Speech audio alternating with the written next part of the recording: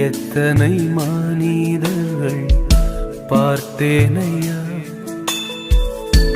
ஒருவரும் உம்மை போல இல்லையா. நீரின்றி வாழ்வே இல்லை உணர்ந்தேனையா, உந்தனின் மாறா தண்ணிக்கிட்டு தூக்கிட்டு போவீங்களா? மறவேனையா, நீரின்றி வாழ்வே இல்லை உணர்ந்தே. உனக்கு இந்த குளம் தேவையில்லை, உனக்கு தேவை நான் மட்டும்தான். நல்லவரே என் இயேசுவே,